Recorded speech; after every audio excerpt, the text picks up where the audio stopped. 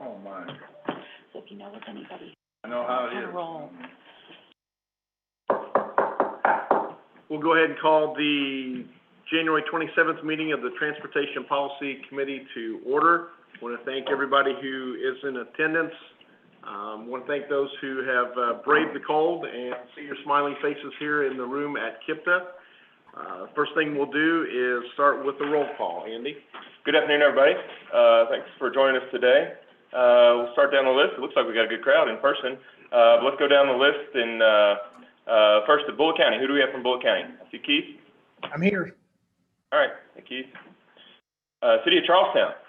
Yes. We have Tubby Purcell in the room for those online. Thanks for joining. City of J-Town. I believe Matt Meunier may be joining us a little bit late. I think he has an appointment. City of Jeffersonville. City of New Albany. How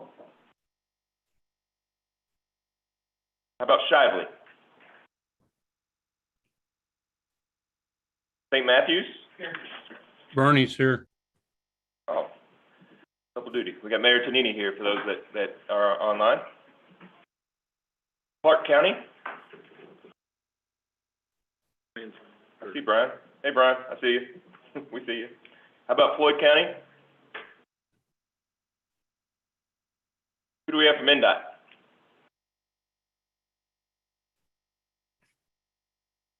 See Carly's name. Looks like she's trying to join us. Her audio. I think that's all I see anyway, so we'll check Carly on there. Jefferson League of Cities? Sure. Thank you. That's Mayor Chapman, for those online. Who do we have from KYTC joining us today? Here, Isidro Delgado. Hi, Cedro. How about from Yep. Louisville Metro?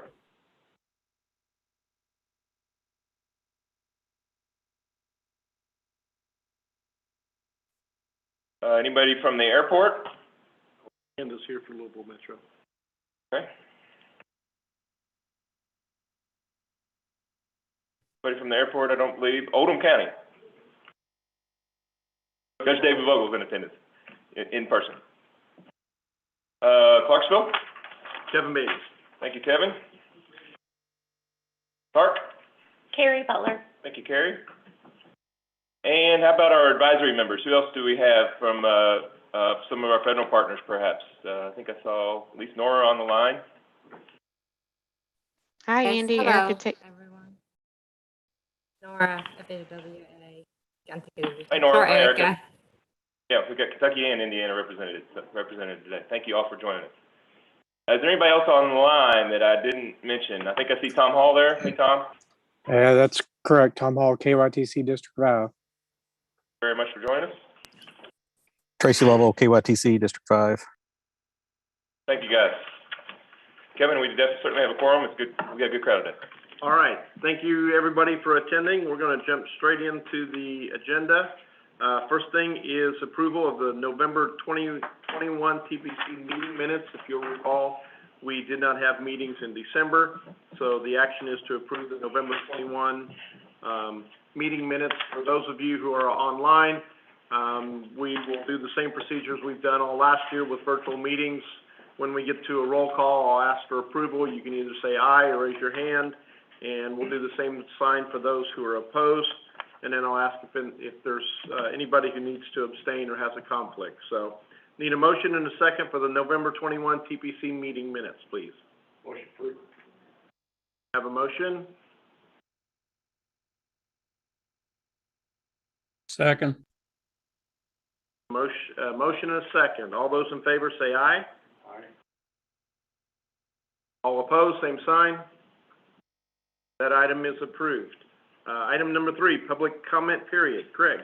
All right, we don't have any comments in the chat, but I did receive a comment prior to the meeting. A proposal was submitted by a citizen for a mass transit plan, about a 3-page document, so I will actually send that to all TPC members following the conclusion of the meeting, so that you all can, for your consideration, and look over that. All right, is there anybody in the room who wishes to speak under public comment? Seeing none, public involvement report. Also Greg. All right.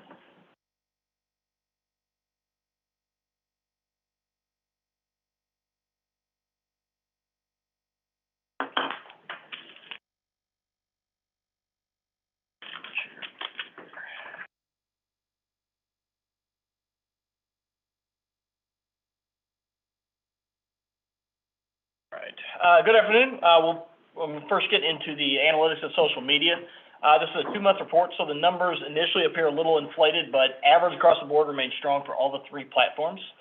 Twitter impressions are up. KIPDA's Facebook page, agency-wide, did gain 10 new followers in the month of December, and remained steady with the impressions and engagement. On the website side, we saw higher numbers overall on the transportation main page, which is always good, and the tip page saw a small uptick as well. With the holidays, there were not a lot of many event opportunities, but next month we'll have some comments to bring you from a focus group Thrive Center that focused on transportation issues for the elderly. Park was also joined us for that event. Was quite a well attended for the issues with COVID. We had it online as well as in person. Had a decent crowd there. So, like I said, we got some good comments out of that. Also, tomorrow's the final day for the public to leave comments on the draft public participation plan. I'll have more on our outreach efforts for that campaign next month, including the participation plan being highlighted on WDRB over the weekend. Also, KYTC hosted a public comment opportunity for their long-range plan in November and December. We helped out with that, deploying similar strategies that we use on our own public comment opportunities, including email blasts, social media posts, and sending flyers out to the local libraries. Proud to report that we received the highest engagement for surveys responses in the state for the NPOs. And finally, we did get 2 new comments added to our public map comment. One comment was, when will we truly be considered a bustling city? We need a light rail system. Second one came from Southwest Jefferson County, Devonshire, and West Pages Lane. They asked for brighter streetlights in the area. There are no streetlights in this neighborhood. I'll take any questions if anybody has any, but that concludes my report. All right, any questions of Greg? All right, no action is required on that item. Moving along to agenda item 5, environmental justice areas. Spencer Williams. Welcome. Good morning, everybody. So I'm here to give you an update on the 2022 environmental justice areas, an update on it. So ready to get to a PowerPoint, I'll show you some stuff. Alrighty. So basically, this was a scheduled regular update from our 2018 to 2022 time span. So the 2018 map was done with 2017 ACS data, and this was just updated with the 2019 ACS data, which was the most current data available.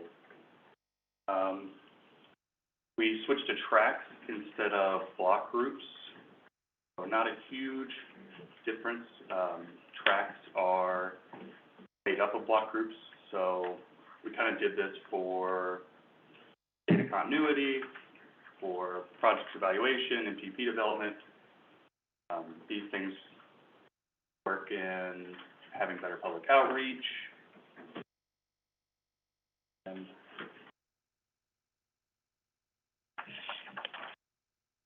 the goal of EJ areas are to build better partnerships throughout the community and kind of get that interregionality, everybody working together to work on the planning process. So here are the old 2018 EJ areas, and here are the new ones on the right, the 2022 EJ areas. Not vastly different, kind of expected, but like I said, the main reason we switched to tracks as opposed to block groups kind of has better data continuity, allows us to compare it easier to other types of data, whether it's economic or transportation planning, various aspects that go into project development.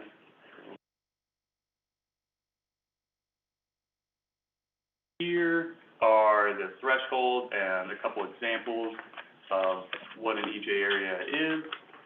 So in the KIPDA NPO region, basically you're an EJ area if you are greater than 200% of the regional average of the population that represents that group. So, for example, 12.35% of the population in the KIPDA and PO region are considered low income. So if you were greater than 24% in that census tract, you are considered an EJ area. Likewise, 26.28% of the population in the KIPDA and PO region identified as belonging to a minority group. So if you were greater than 52% of population, like greater than 52% of the population in that tract belonged to a minority group, then that area was also considered an EJ area. So, in the two examples, you know, in Census Tract 502, which is in Clark County, kind of downtown Jeffersonville, it would be an EJ area because greater than 24% of the population was considered low income, even though less than 52% of the population was considered minority. And then in Census Tract 59, which is like downtown Louisville, east of 5, it would be considered an EJ area as it meets both the requirements. It's greater than 24% low-income families, and then greater than 52% population being considered a minority. There's also this new equity analysis tool that I just found out about recently and wanted to share with you guys. There's a link here, and I can also send it to you guys after the meeting. Basically, it's this interactive tool that FHWA and Department of Transportation puts out, and it has all kinds of info regarding population, equity analysis. You can look at like population low income. You can divide it out by families, individuals. You can see like what parts of the region have a greater minority population or less minority population. They have all kinds of stuff. You can see population change. So it's a pretty neat tool. I played around with it a lot. You can, you know, zoom in pretty close and it'll break down counties even smaller. You can zoom a little further out and it'll show like a per county set of information. So it's a fun tool to play around with. And then here's a link. The guide is on the website. It's on our EJ page. And I believe we also sent it out. Everybody should have a copy of it in the room as well. But that'll have a whole breakdown of what environmental justice is, what EJ areas, like what makes an EJ area, why they're important, you know, especially the public outreach and including everyone in the planning process. We also have links to our EJ page as a whole, kind of the census-defined poverty criteria. That's how we get the low income and members of the community living in poverty. It's the same thing. In the census table that shows it as poverty, but we just called it low income. It's used interchangeably. And then I also, in the future, plan on updating the environmental justice draft to have the FHWA planning emphasis areas, equity and justice 40 in transportation planning. So they released this December 31st, and basically it's just the new kind of updated, you know, what is the definition of equity as of 2022, kind of delves further into what was established. I believe it was based on, right here, Executive Order 13985, kind of branches off the one that came out in the early 90s and just kind of further defines what equity means and kind of who fits into that group and the goal of environmental justice. Great. Any questions for Spencer? I just had one. On the map that you showed, the 2018 and the 2022 comparison, it looked like there was 2 areas in southern Indiana. Were those new environmental justice areas, or was it because of the difference between the block group and tract? So, I think, I know what you're talking about. They look a lot larger in southern Indiana because of the tracts. I But am not able to see very clearly, Oh. so it might have been my eyesight, Oh, so. no, you're okay. Okay. Yeah, But see the yellow, does that Yeah. mean they're new? So they're also on the left, they're like right there. It kind of like, since they're all made of block groups, some of those really densely, like, Okay, populated block groups can make a whole area, like a whole tract in Okay. each area. So like that one down on Dixie Highway, yeah, that one right there, that one's probably the kind of the densest, there's probably one really densely populated block group that can kind of make the whole Mhm. area an EJ area. So it looks, I think it's better represented with the tracks on the right, because you can see it, I mean, clearly a lot Mhm. better. Like, you see, you know, like you pointed out, you can see Yeah. Jeffersonville in Indiana, and I think it stands out more than just like a tiny block group Yes, on the okay, left side, because it doesn't tell the whole story, I think. okay. All right, thank you for that. Yeah. Could also be due to the thresholds changing. Or my eyesight, Oh, I no, fully you're acknowledge fine. that, because I struggle to see far away and up close and can't see anything anymore. Good question, Carrie. Any other questions for Spencer? I have a question. Amanda Dethridge here with Louisville Metro. I don't know if you're able to provide this kind of data, but would you be able to answer questions like how many residents we have that were in EJ areas in 2018 and how many residents we have in EJ areas in 2022? Yeah, I think that could be done pretty easily. In the shape files on, and I'm not sure, the new map is on our interactive website. I can't remember what it's called, you know, what I'm talking about. On the resources. Yeah, Online Resource Center, sorry.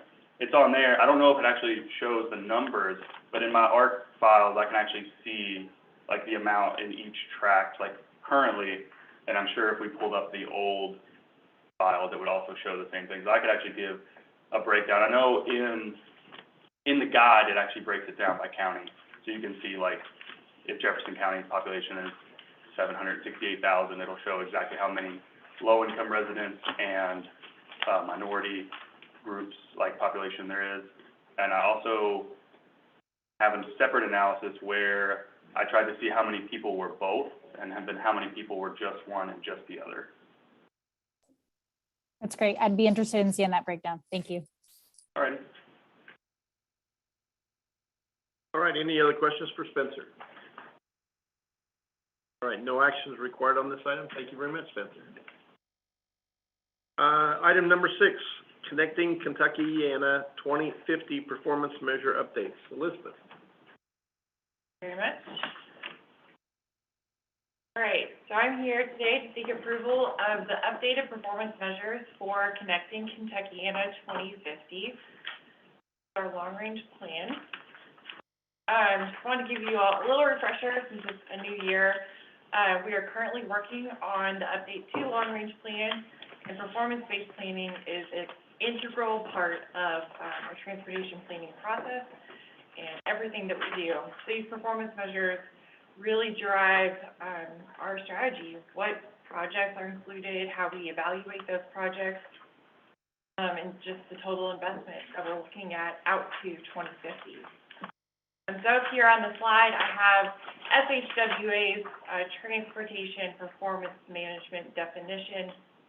It is that strategic approach that uses system information to make investment and policy decisions to achieve national, and in our case, also NPO, developed performance goals. Today, I am bringing both those federal and NPO developed goal, or performance measures to you all, but the main updates have been made to the NPO performance measures.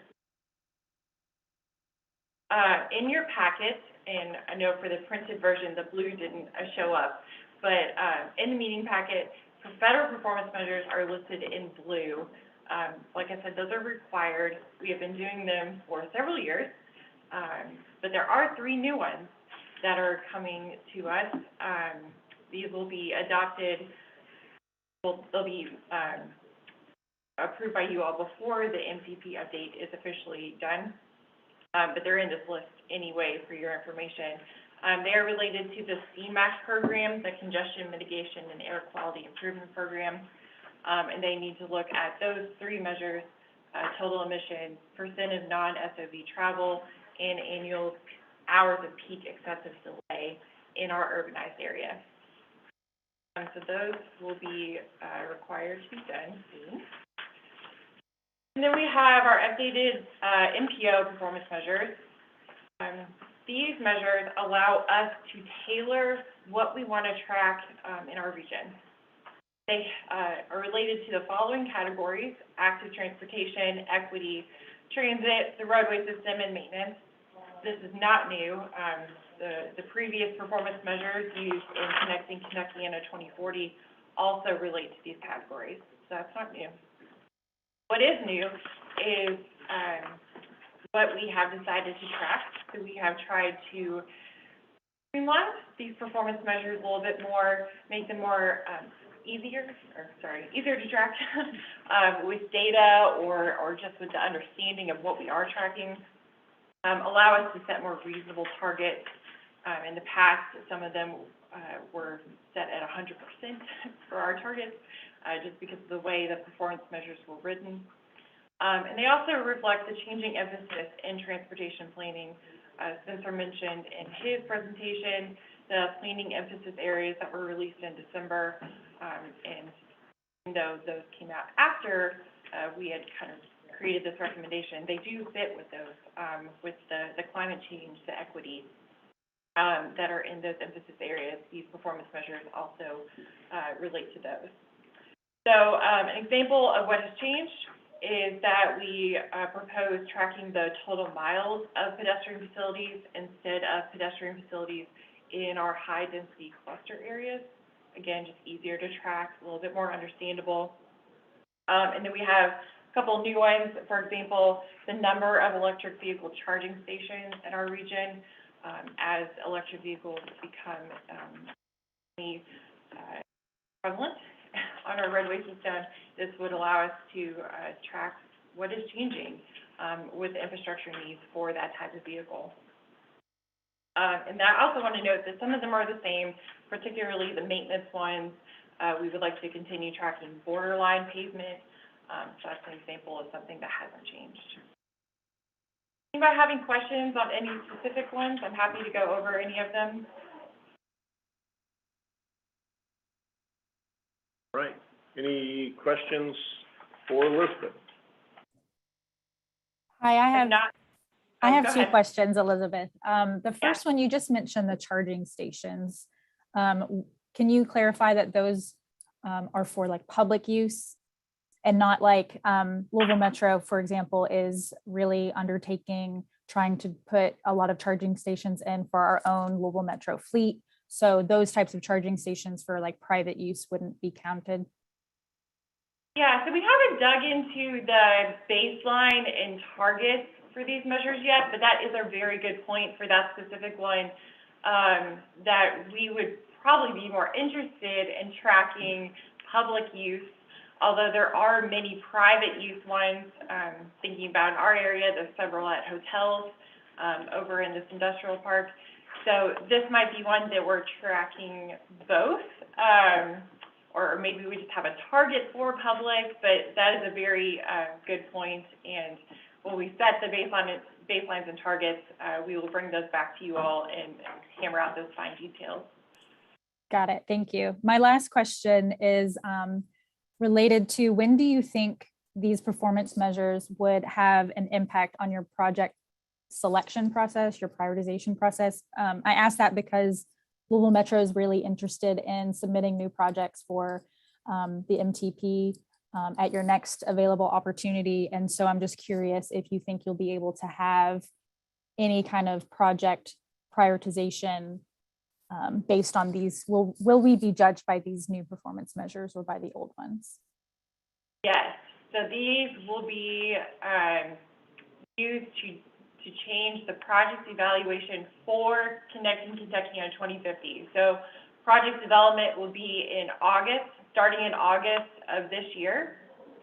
So thinking that we will start evaluating this fall, but that is our plan, to utilize these right away, to update that project evaluation process, and use those, yes.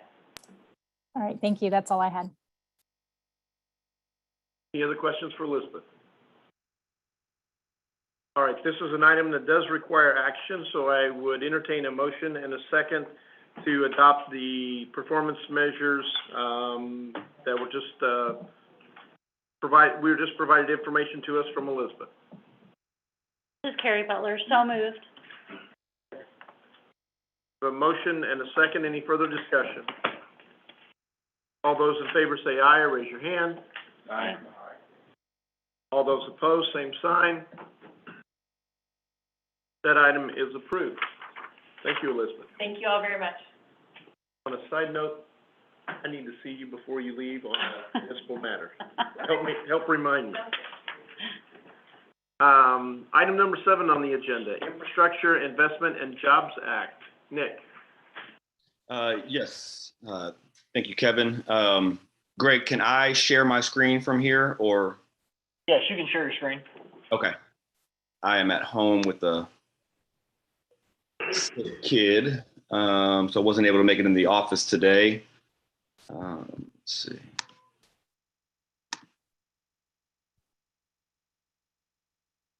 Oh boy. Hey, Greg, I don't have my normal my work computer. Could you share for me? Yes, hold on just a second. It's in that folder on the OneDrive with the TPC presentations. Sharing your screen is the most anxiety-ridden process of work these days. I'm like, It worked 5 minutes ago. I know, Now it's it never does the same every time it's the word. Yeah, I've got a really old MacBook that needs to be replaced. And okay, perfect. Thank you. Thank you, Greg. Okay, yeah, so my name is Nick Vale. Just kind of giving a brief update on where things stand with the new transportation authorization bill. So it's gotten a little bit complicated in terms of the naming conventions that we're going by. It was originally passed as the Infrastructure Investment and Jobs Act. Some are calling it IJA. But I think for the most part, they're referring to it as the Bipartisan Infrastructure Law or bill. So I might switch between the two, but I'm going to try to probably stick with bill going forward. But I'm sure we'll all go back and forth, unfortunately, with the naming convention there. Next slide, Greg. So this bill was signed on November 15th of last year. This is obviously a long coming action by Congress and the president.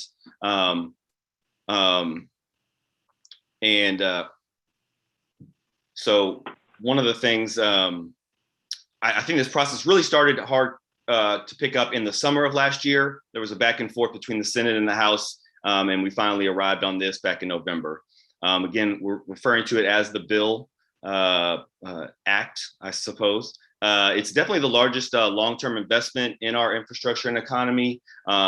There's over, I think, $500 billion in new additional federal infrastructure, including, I think it's the highest level of transit funding by far. I don't know if it was, I think, 30 or 40% increase. It also runs from fiscal year 2022 to 2026, which is good. It's a 5-year period there. Unfortunately, we don't have an appropriations bill at this time. So we've got the authorization and we know what the funding levels are intended to be, but without a fiscal year 2022 appropriations bill, currently we're still operating on a continuing resolution, which holds federal funding at 2021 levels. So it's a little bit awkward to talk about. We all think we're going to receive this large infusion of federal transportation dollars, but we don't really have that for sure in our hands at this point. So there is some still action to be had by Congress, and I think we've probably all been following the news and seeing the back and forth that's been going on for the last couple months at the congressional level. Next slide, Greg. Thank you. And there's a ton of details. This is a huge bill. There are a heavy focus on kind of equity. We just talked about with environmental justice, climate resiliency, and sustainability are definitely new things that are popping up in this bill, whether it comes to a new funding program like the carbon reduction program, or whether that's a new planning requirement, where I think as part of that carbon reduction program, MPOs are going to have to kind of form a plan on how we're going to do our part to tackle that.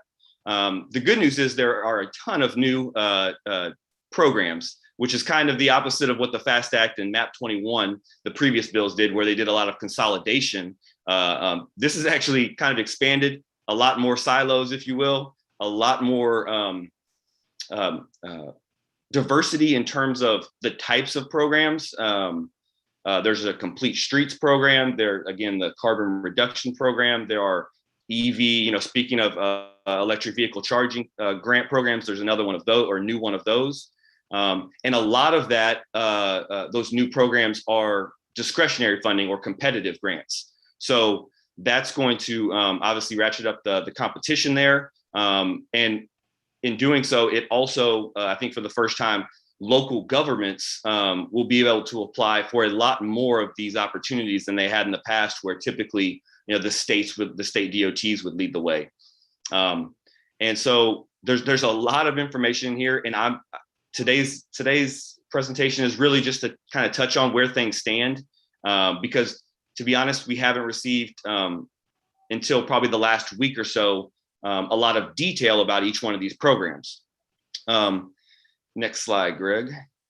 So again, this is kind of just a short and sweet update of where we are.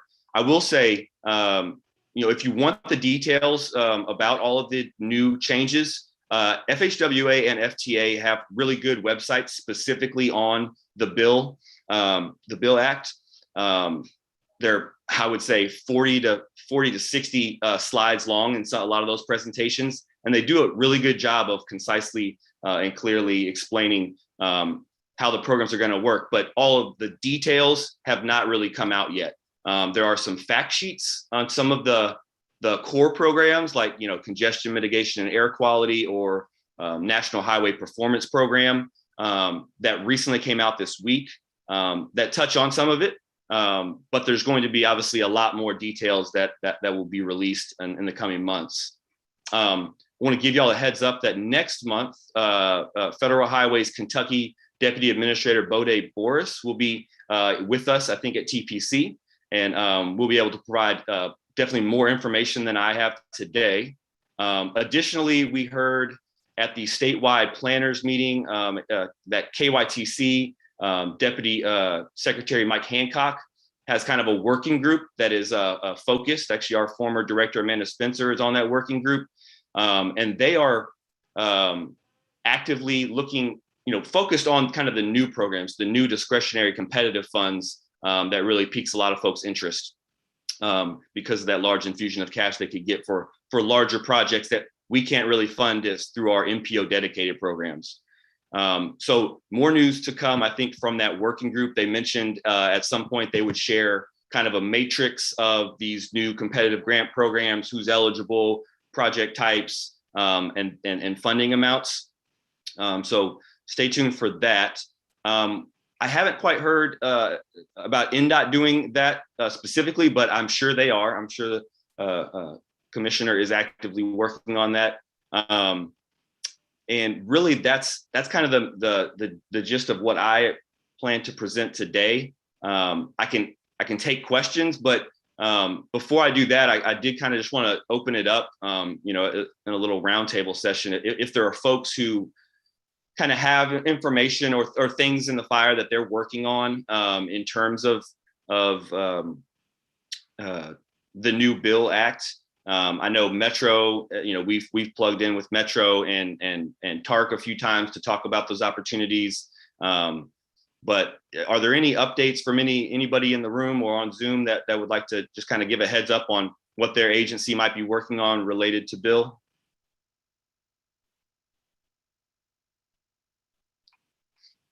Anybody who'd like to give an example of projects that they're looking at or thinking they need input on whether they would comply with the rules or regulations? I have one question. It's maybe not directly related to the bill. Where are we with the cycle of CMAQ grants and TAP awards? Have they been caught up in this infrastructure bill? Yeah, I can give a little update on that. Jackie Jones from the Office of Local Programs at the Kentucky side of our MPO, she did explain, I think there's a tentative plan to have a CMAQ call for projects later this year, but she stressed that is very tentative and is subject to change. The Transportation Alternatives Program that KYTC runs is specifically for smaller communities that most of our folks aren't eligible for. I think Mount Washington has received some funding from that statewide kind of rural transportation alternatives program. And then on the Indiana side of the river, NDOT actually suballocates CMAQ funds and transportation alternative funds to the Transportation Policy Committee. So we actually have this body actually has the authority to award those funds in Indiana. We have a lot more control, and at the current time, we are pretty much fully programmed out through fiscal year 2025. But with the new infusions of funding, we will have additional funds through probably fiscal year 23 through 25. So we are planning to do a call for MPO dedicated funds in conjunction with project development that Elizabeth mentioned in this fall. So we will be accepting applications for funding for new projects on both sides of the river. So that'll be the Surface Transportation Block Grant in both states, transportation alternatives in both states, and then on the Indiana side, we have congestion mitigation and air quality funds, as well as highway safety improvement program funds. And last thing is, I believe the carbon reduction program is actually supposed to be suballocated to the MPOs. So we could see another program come into the mix that TPC would have the authority to award funds from. So we could be up to 3 programs in Kentucky and 5 in Indiana. But again, we only know the highlights at this point. Thank you, Nick. Ms. DuPont, Federal Highways Kentucky has her hand raised. Question, comment?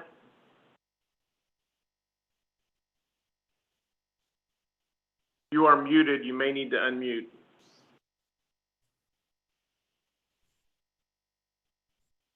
Sorry about that. I had it unmuted and thought I was opening my video instead. Sorry about that. As for the Transportation Alternative Projects, there's a new person also on staff at the cabinet. Her name is Polly Crossway, and she is in training now, but she'll be helping Kim Tompkins. Also, we're expecting for the bill, and we're expecting to see a whole lot of new things released on February 12th, because our continuing resolution will end on the 18th. So until then, we're kind of in that hiatus. When the continuing resolution ends, they will be adding all the new funding into it, because they are prohibited right now from doing it for certain programs. Just another little tidbit to add to your information that you provided, Nick. Thank you so much, Brenda.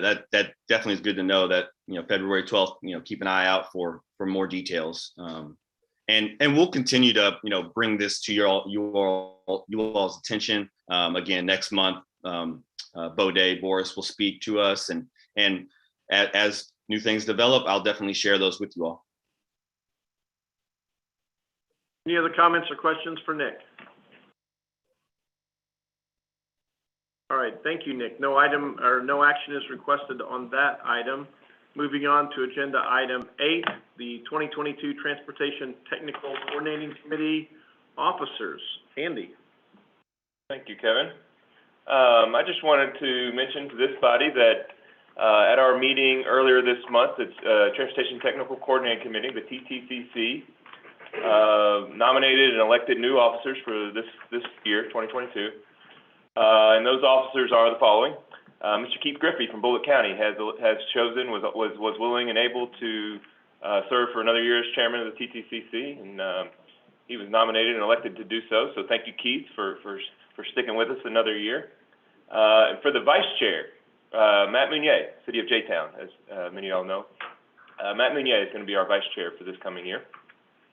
And so we thank him for his volunteering of his efforts, time and efforts there. And also, before I'm done, I want to note that and thank Miss Brittany Montgomery from Clarksville. She's the outgoing 2021 TTCC vice chair. So I want to recognize all those here today, but no action is necessary. Okay, thank you, Andy. Item number 9 on the agenda is the 2022 Transportation Policy Committee officers. That's this committee. So a committee consisting of Keith Griffey, Carrie Butler, and myself were put together to come up with some recommendations. Although I volunteered for a meeting yesterday afternoon, I had a matter come up, and so I actually did not get to attend.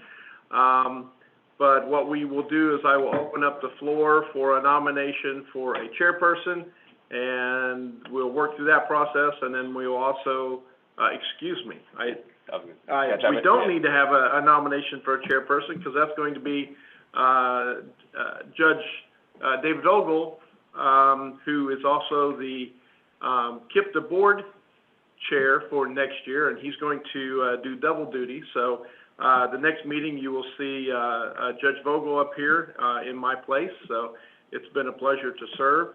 So at this time, I would open up the floor for a nomination for vice chairperson of TPC. Mr. Chairman, it's Keith Griffey. The nominating committee, as you said, met yesterday, and we would like to nominate Carrie Butler from TARC as the TPC vice chair for the upcoming year. Okay, have a nomination for Carrie Butler from the committee. Is there anybody who would like to put forth another name, please? Hearing none, Carrie has been nominated. I'll do a vote. All those in favor of Carrie Butler being the vice chair for the TPC for 2022, say, raise your hand or say aye, please. Aye. Aye. All those opposed? Congratulations, Carrie, you're vice. It is an honor. It is truly an honor. Thank you, Vice Chair. It's an honor. You will see a significant pay. I assume the pay raise will be coming. You can have another bottle of water, another cookie. How's that? Thank you. All right. So thank you, Andy. Thank you, Keith. Thank you, Carrie, for getting together yesterday. And I apologize for not being able to attend at the last minute. Moving on to item number 10. Administrative Modification 25 to the fiscal year 2020 to 2025 TIP program. Nick, back to you. Yes, thank you, Kevin. Hey, Greg, would you mind throwing the administrative modification up on the screen for me? I'd appreciate it. So real briefly, for those who don't know, administrative modifications to the Transportation Improvement Program are for informational purposes only. Typically, when we add projects that fall within our group projects criteria that we consider a minor project or not quite regionally significant, we can do that. Also, if we're making changes to existing projects, we can also handle that through an administrative modification. I want to say up front, there was corrections made or updates made to the document since it was sent out last Thursday. The vast majority of these projects are highway safety improvement projects that KYTC submitted. Several of them are existing projects where they're moving the construction to this current fiscal year, as well as I think 5 or 6 new HSIP projects. Those, I think, we're on an expedited timeline. So on Monday, I actually sent this out to the folks in Kentucky to modify the statewide transportation improvement program because there was a deadline of Wednesday so they could get those projects over to letting. So those projects will be coming soon. And also there was an additional project, I think it's the last one on the list, Greg, that came in from Louisville Metro. And it was, I think, to move some funds around for the a part of the Louisville Loop that's out by McNeely Lake Park. And so we're just kind of switching some money around that they needed for additional design, I believe it is. So they moved some funds that they didn't need for construction over to design. So This is one of our MPO dedicated projects, and they're hoping for construction in this fiscal year. And I think that takes care of it. I can answer any questions or take any comments if you have them, but no action is required. Any questions of Nick? All right, hearing none. Thank you very much, Nick, for that report. Moving on, coming into the home stretch, item number 11, other business. Andy. Yes, I've got a couple things here. First, we don't usually do a personnel report here at TPC meeting, but we've had a lot of changes. Like Kevin mentioned earlier, we haven't had a meeting since November over in J-Town, when J-Town hosted us over at the community center there. So I've got several, I thought it was important enough to announce several changes we have on our staff, so that I think you all will be interested in hearing about. So first, here's the bad news. We had several folks retire. That's good, great news, bad news, good news, bad news, right? We had several folks that retired at the end of the year last year. So some of those, that includes Mr. David Burton, who is a familiar face probably to virtually everybody in this room, if not everybody in this room. David was a transportation planner here for KIPDA for 30 plus years, long time KIPDA staff member. And David decided to retire at the end of last year. Likewise, our GIS coordinator, Adam Forseth, did the same. Adam Forseth retired at the end of last year as well. And we have one more retirement, Missy Bennett. Missy Bennett is a customer service representative for our Every Commute Counts Vanpool program. This week, this is her last week at KIPDA. She has the time in too. So we had a generation of folks at KIPDA that are all eligible to retire these days. And we had one more resignation, wasn't a retirement, but Ms. Stacy Burton, the coordinator of the Every Commute Counts program, announced her resignation at the end of last year as well. And so we had 4 staff vacancies all of a sudden. So I want to thank each and every one of them for their years of service. I want to thank them personally because I learned a lot from each and every one of those people, and I think a lot of our other staff did as well. So I think they would join me in that. So I want to say thank you to those folks.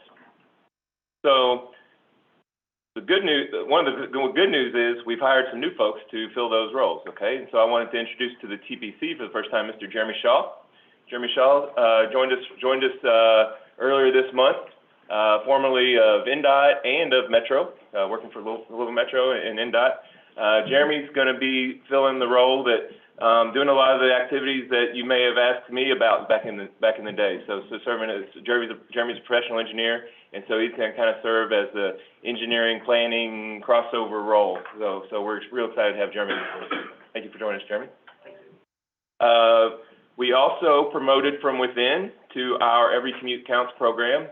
Miss Elizabeth Bowling Schiller. Elizabeth was promoted a couple weeks ago now, I suppose. I think it's back on January 10th as well when Jeremy started. Elizabeth is going to be our new manager of that program. We're real excited to have Elizabeth there. Also, I wanted to note that Miss Elizabeth Fark is going to be in charge of our long-range planning process. She was fully engaged in it, as you all know, and you'll be hearing a heck of a lot more from her going forward. So I wanted to recognize her for that. And also, last but not least, only because it's almost breaking news, we have hired a new GIS department manager to take over for Adam Forseth, and that we made, this individual was promoted just within the last 24 hours, and that is Mr. Zach Herzog, back here, back in the corner. Thank you, Zach. Most of y'all know Zach, so you'll be seeing a lot more of Zach going forward. So we're real excited about those opportunities. We still have some more, right? So we've got 3 openings currently. We've got a transportation planner opening, okay? So if anybody knows anybody, let me know, let us know. We also have a customer service role in that Every Commute Counts program with Missy's retirement.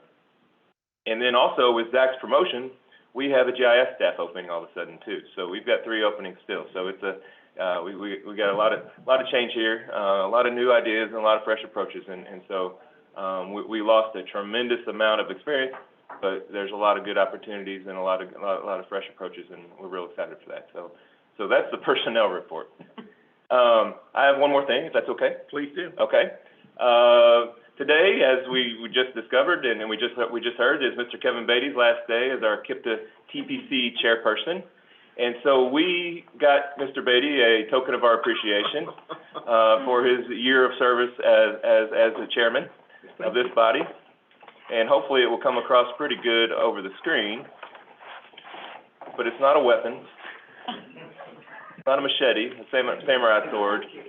It's a Louisville Slugger bat, for those of you who are attending online, and it's engraved Kevin Beatty, 2021. I used to be able to read upside down. KIPDA TPC Chair, Louisville Slugger. So thank you very much. Appreciate that. Thank you. Thank you, Kevin. All right. I want to thank Kevin once again for his year of service to the TPC, and I know Jared appreciates his service, and all KIPDA staff appreciate his service on the board of directors as well last year. So thank you very much, Kevin. Thank you. That's all I have. Do you have anything you want to add on other business? No. Yes, I do.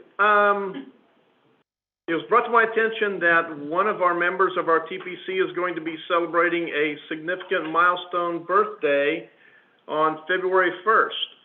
And I'm trying to see if he is still online. Yes, he is.